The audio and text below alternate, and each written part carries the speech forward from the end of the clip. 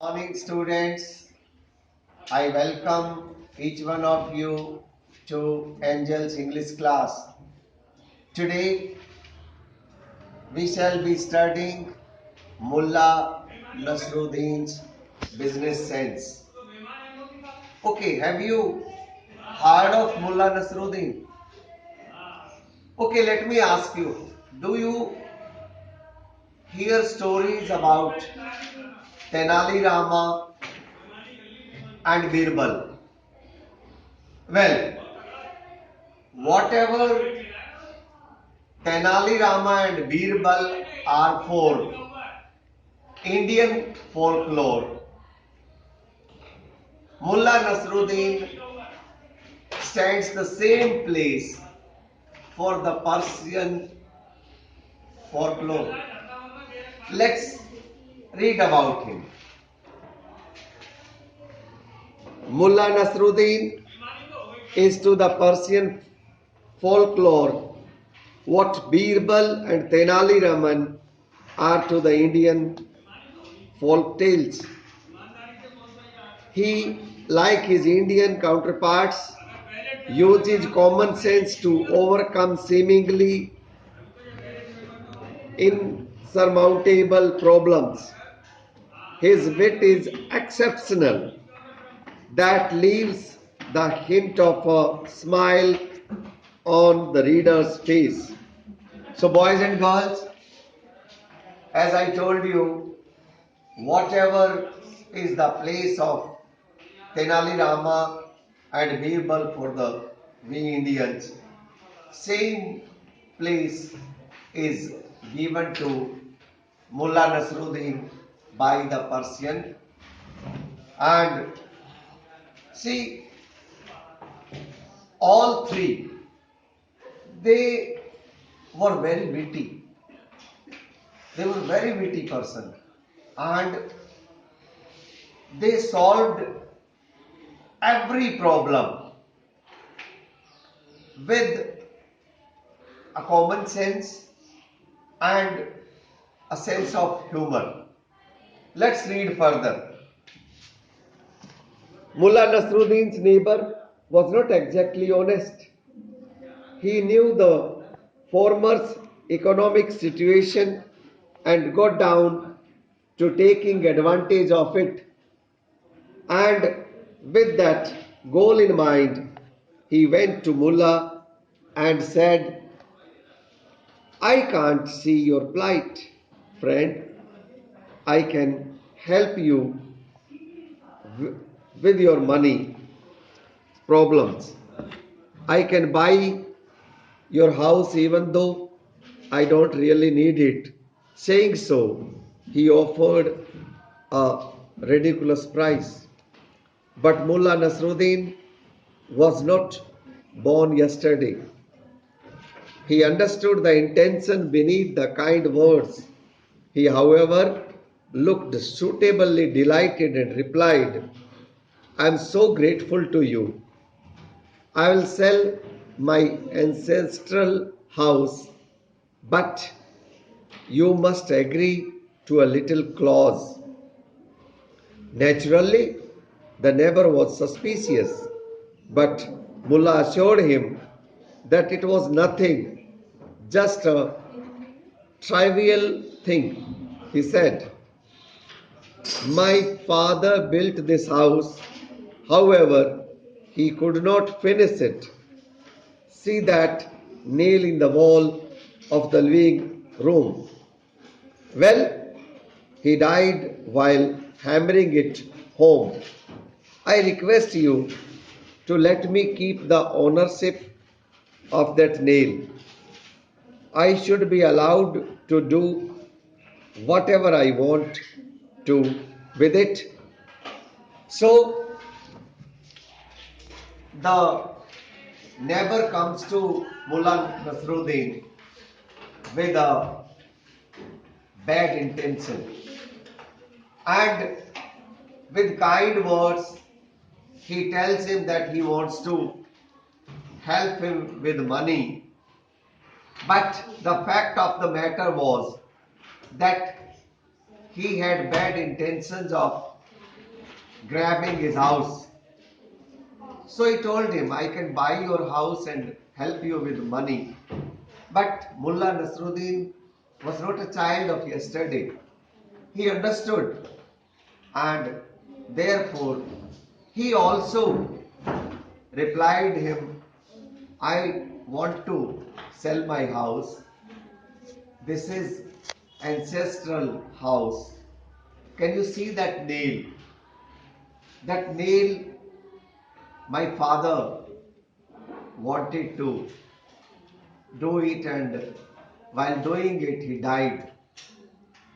So I want to keep the ownership of that nail. This was the clause put forward by Mullah Nasruddin to the neighbor. Let us see what happened further.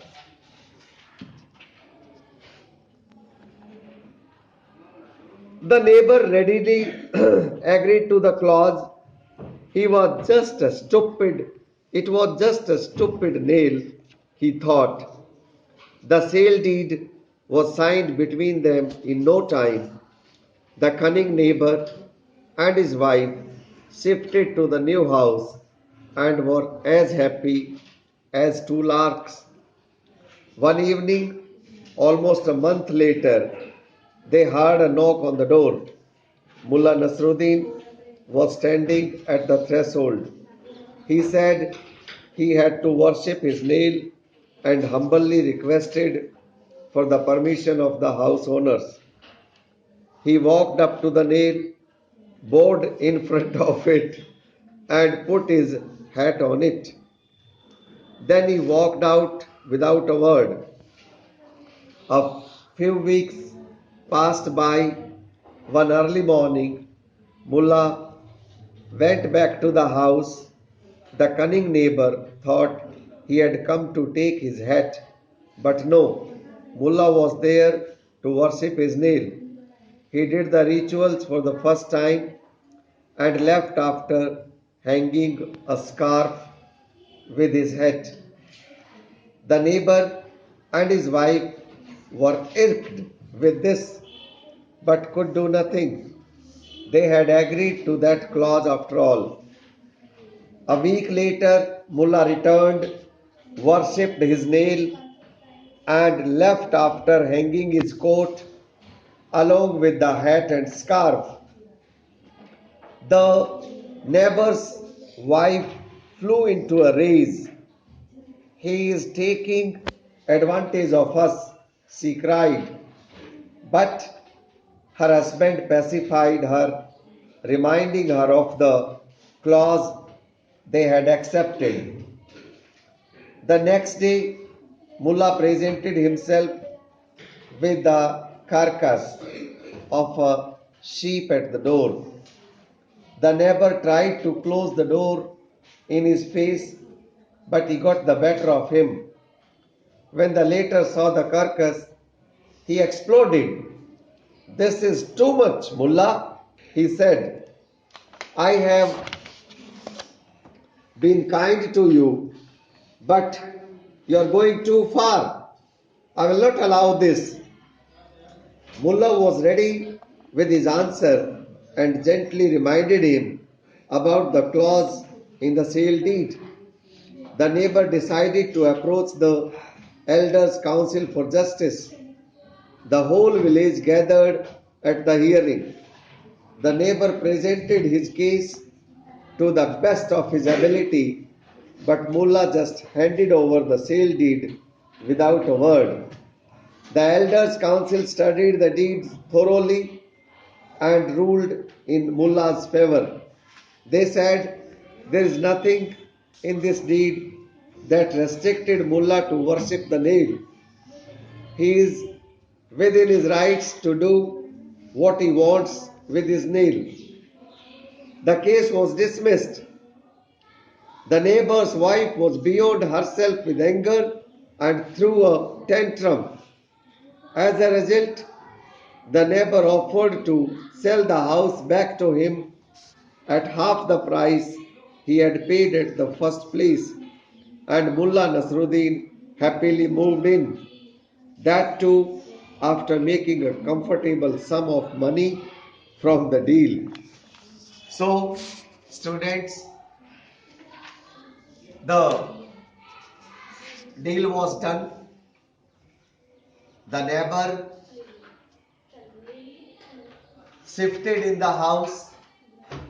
Now, after 1 week or so, Mullah came to the house and did the rituals of worshipping the nail. Then he hanged his hat over the nail and went back. After some days, he again came back.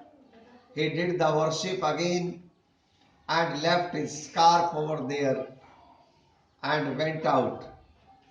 Then, after some days, again he came back with the carcass of a sheep, and this time the neighbor was extremely angry. He exploded with anger, saying, "This is too much. You have crossed all the limits." Now he decided to go to the council of elders, but when he had put up his case very strongly, Mullah just presented the copy of the deal to the council members. They read the deal thoroughly and then gave the judgment in favor of Mullah, saying that there is nothing that prevented Mullah to worship that nail, and therefore nobody could prevent him worshipping.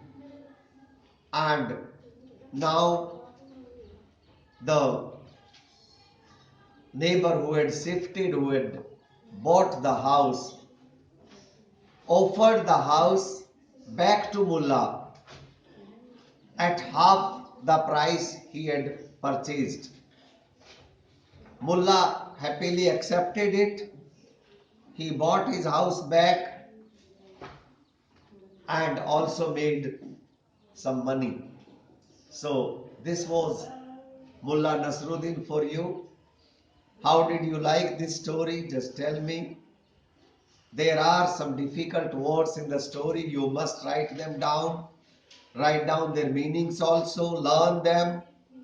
And then you have to finish up all the exercises. I'll be checking your exercises tomorrow when you send them to me. And till then, keep watching this video. Read the text at least twice and then tell this story to your friends. Thanks for joining.